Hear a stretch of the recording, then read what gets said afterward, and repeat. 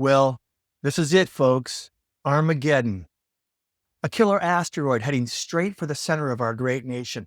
It's unfolding before our very eyes, and there's nothing that any of us can do to stop it. The end of America is upon us. Thanks for tuning in to what might be our very last PepCast here in the world as we know it today. I'm James Peppe, and this is PepTalks. All right, everybody. Put down your guns and your canned goods and get on up out of the cellar. America's not ending anytime soon.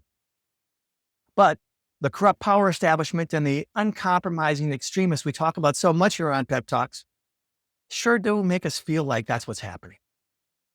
On today's Pepisode, we're going to call out this bullshit in real time and spell out some simple, common sense solutions. Did the Charlie Kirk murder light the fuse? It sure feels like it, doesn't it? I don't know how we can avoid talking about it. Here's a guy who spent his adult life talking about engaging in sort of aggressive dialogue about controversial and oftentimes divisive subjects. Tragically cut down as a young man with a family, a wife, and 2 young children. It's terrible. But he represented so much more than just a person. He spoke for so many people. He represented so many ideas.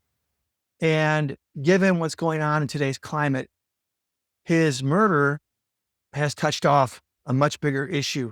And as much as the extremists and the partisans on either side don't want us talking about it, or at least don't want us talking about it, except for in the way they want us to talk about it, right? Another example of manipulation and control. But it's just ironic, isn't it? Again, a guy who made a fortune, frankly, off of engaging in that kind of, as I said, sort of insightful, certainly provocative dialogue. And now, because supposedly that kind of dialogue or the response to it from his ideological opponents supposedly triggered his murder. Now all of a sudden we can't talk about it. The right wingers who support Mr. Kirk and who are outraged in the aftermath of his tragic killing, as they should be, right? But they're extremists who say they've been unleashed now, which feels a little bit like they're saying that they found the excuse they're looking for to once and for all sort of set aside the law, civility completely, civilization really, to, it's almost like that movie, The Purge, right? To now go after their ideological, cultural enemies, because that's kind of what's at the heart of it, right? This conflict between the two extremes that really despise one another for each other's competing visions for what America should be. So now you've got, again, the right-wing extremists threatening in all kinds of ways, real ways, anybody who speaks out and who acts in a way that's contrary to their beliefs in light of or connected to the Charlie Kirk murder. You say something bad that they can interpret as insightful to left-wing extremists who might then attack, their folks. Now you're a target. And we've seen it happen already. We've seen people have their careers ruined, their lives ruined. The extremists are getting out the torches and pitchforks. It's kind of quickly escalating into, well, let me put it this way. Who's on the witch hunt now, Mr. President? Who's on the witch hunt now? Who's looking for people to blame for this supposed one-sided political violence in our country, when we all know that this kind of stuff goes both ways, that the insightful language, the exaggerations, the hyperbole that has been rapidly ratcheting up over the last 10 years or more by so-called political leaders, really it's the corrupt power establishment, right? That play this sort of ping pong game back and forth. Who can outdo the other in demonization? Even the president is on record now talking about uh, needing to stop the demonization. But of course, he has no credibility in that area, right? Because even as he's saying this kind of thing must stop, he's doing it. He's doing that very thing while he's saying it must stop. Because literally in the next breath, he's saying this is all the fault of the extreme left and we must destroy them, right? So who is demonizing? Again, who's on the witch hunt now, Mr. President? So it works both ways, always, always, always, always, and never forget that's sort of the premise of Pep Talks. It's this reflection of this free speech hypocrisy that we see every day around us. And the reason why average, regular, common sense Americans like us need to pay attention and need to care is because it affects our lives. We're getting sucked into it. We're being forced to choose sides, and we're being manipulated into playing this game where it's us against them and the country's more and more divided. Look, when you're kind of on the right track, when people on both sides are pissed at you. And you can always identify those people, the extremists on either side, because you can have a conversation where you talk about 10 things, let's just say. And on 9 things you agree. Sure, that's again another part of Pep Talks is that we agree on most stuff. We really do when you stop and think about it. But you can talk about 10 things with somebody and you agree on 9 of them. You agree, you're right there with each other. Yeah, I agree. But the minute you disagree with them on one thing, you suck. You must be a member of the other side. You must be one of them. They demand 100% agreement or you're their enemy. So here I am. Again, I'm just making an example here. But here I am engaging in dialogue, trying to have a civil dialogue. And I emphasize all the points that we agree on. And then I say, but I think you guys are off base on this one thing over here too. You've contributed to the problem. And they lose their shit. They lose their minds, right? They just can't take it. Now you're the enemy. And this is the problem, folks. This is why we've got to reject extremism, uncompromising extremism, because there's no way forward with that. Because we're never all going to agree. And I want to make this point too. This is where I was going before. This free speech hypocrisy I'm talking about. My friends on the left get mad at me because they don't like what they call both sidesism, right? Guys like me say the problem is on both sides. It really isn't. I think you all in the common sense majority out there, you understand what I mean. These guys are both playing this game. These uncompromising extremists who are sort of the tools of the corrupt power establishment that manipulates all of us all the time. But my friends on the left will say that it's wrong of me to talk about both sides, that both sidesism is wrong because the right is so much worse than the left. And again, it's part of our fundamental point at Pep Talks that this argument, this childish argument that they're worse than us, that forces us into these constant choices of the lesser of two evils. That's the problem. That is the problem that they refuse to see. They demand that we see the world in binary sorts of choices. It's this or that. It's right or left. It's Republicans or Democrats. It's us or them. It's not. It's not. We have other choices. And that's what our show is about. But when I talk about it being on both sides, I have people who will demand that I give proof. Well, what have the Democrats done that's anything like this? What have the liberals done that's as bad as this stuff? And again, it doesn't matter. The degrees don't matter so much. In the big scheme of things, where this problem exists, it's that extremism on both sides.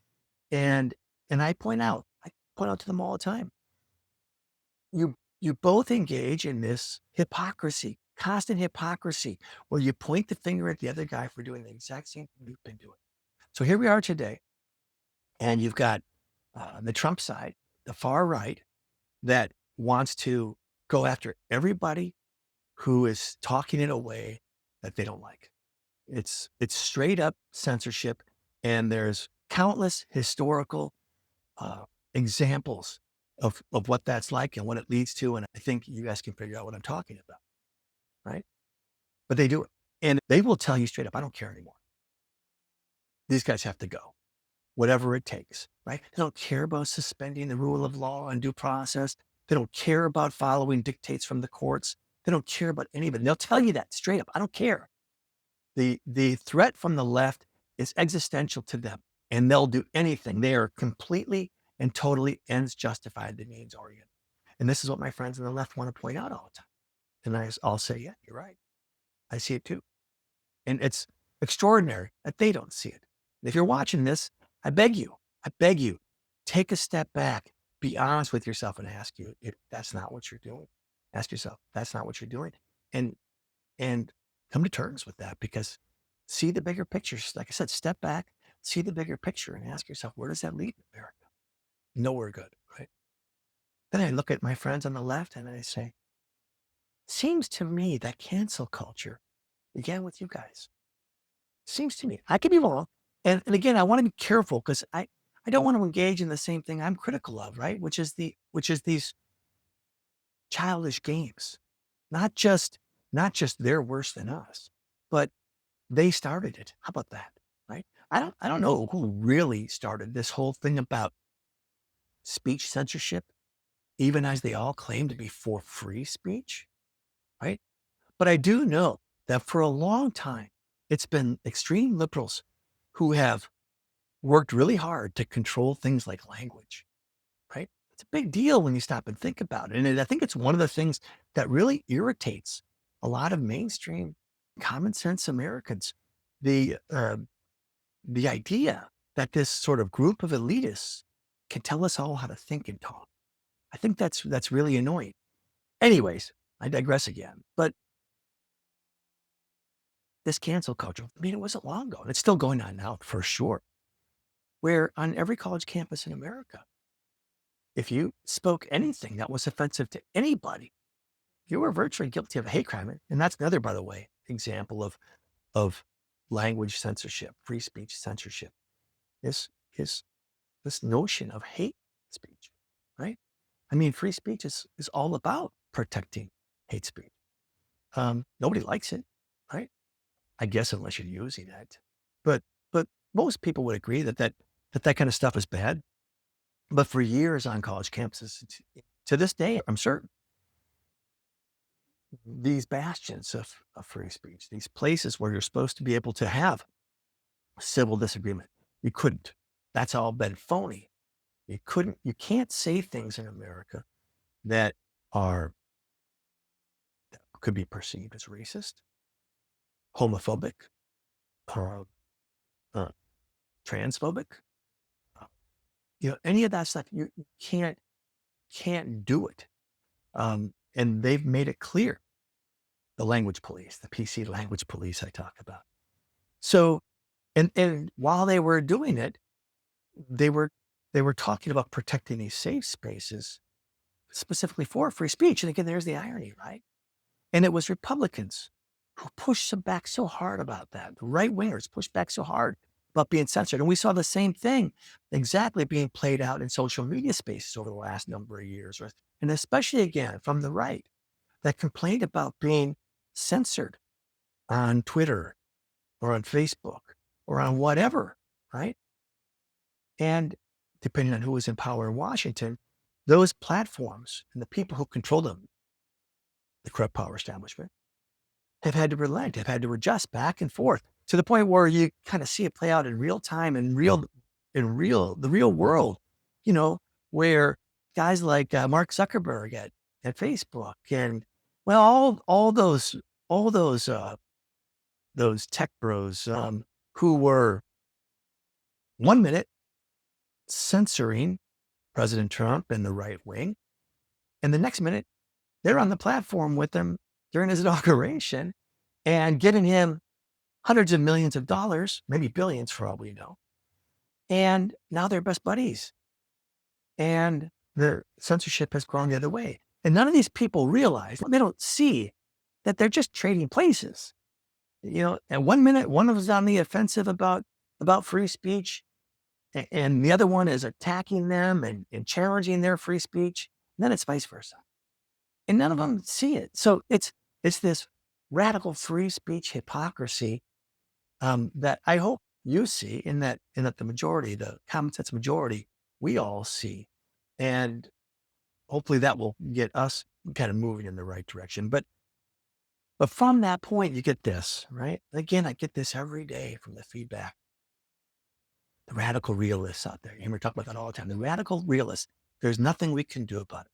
Can't tell you how many times per day I get people telling me that it's so nice, my ideas about civility and bringing our country back together around the common goals that we share, and the things that really do unite us, that we so often overlook because of the anger and the ferocity of those uncompromising extremists who just, weirdly enough, will never be happy unless they've got something to hate, right? And so those radical realists will say, my ideas are really nice, but it's never going to happen. I'm so naive. I say, you say naive, I prefer idealistic. I prefer optimistic, because if we give in to this idea that there's nothing we can do and we have to just accept this garbage, what are we doing to our children? What are we leaving them? Where is this going, right? So now we got to talk about solutions, even if the radical realists say that nothing can be done. This is just the way it is, just the way it is. Well, look, the simple thing is that we've all got to speak up. The common sense majority, common sense Americans like you and me, we need to raise our voices louder than those extremists. It's not easy to do. And this is not something that's going to be solved overnight. Don't get me wrong. I may be idealistic and I may be optimistic, but I'm not foolish either. But we do need to speak up. I'm gonna put some contact information links below of folks that you can call. And listen, in this day and age, it's not hard. And I'm sorry to tell you, it does take a little bit of effort, but not much. You can make a phone call. You can send texts. You can send emails. There's a million ways to contact people. And if enough of us begin to do it, and that number grows and grows and grows, they will start to listen to us, because I've said it before and I'll say it again. Make no mistake, for all their weaniness and spinelessness and cowardliness, the political class in America are the biggest bunch of chicken shits you ever saw, and scared of their own shadows. When 5 people speak up to them, they quake. And so I need you to believe that, and to trust that, and to get on them and stay on them. So I'll put some contact information below. Send some texts, send some emails. Tell these guys that you're sick of what's going on from the two extremes. Identify the problem and demand that they follow the law in highly charged times like this. Tell them that you want the temperature brought down, and expect them as leaders to lead us in this way, to use their platforms, their megaphones, to lead in terms of stopping all the threatening stuff that's out there on both sides. That's a really important message. Tell them that you want them to stand up to their own supporters and tell them enough of this garbage, enough. Listen, you need to also, in addition to contacting some of those folks, you need to start paying attention to the fat cat corporate conspirators and cowards out there. These guys who are so afraid of what President Trump might do to them that they just do anything. They fire employees. They cancel TV shows. They do all this stuff because the president threatens them with something. You're going to lose your license. We're going to sue you, or whatever the case may be.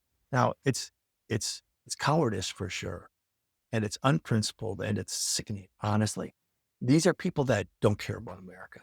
They don't care about you and me. They just care about their bottom line. And we saw it, by the way, with all those law firms. that the president threatened because they happened to employ lawyers who worked on cases that he didn't like, cases against him. And the president threatened them.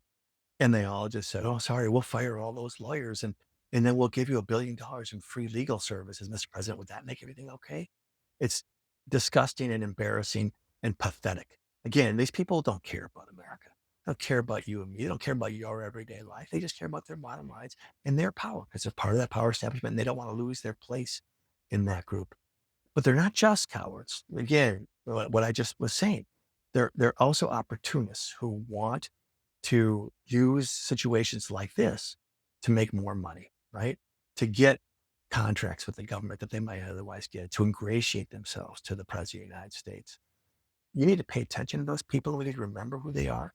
And you need to contact them too in one way or another, or make your consumer decisions based on the way these people act. Again, they don't deserve your dollar when they act this way. And it's, like I said, it's disgusting and it's embarrassing and it's pathetic. And you need to start taking notice of that and kind of adjust your behavior to take that into account.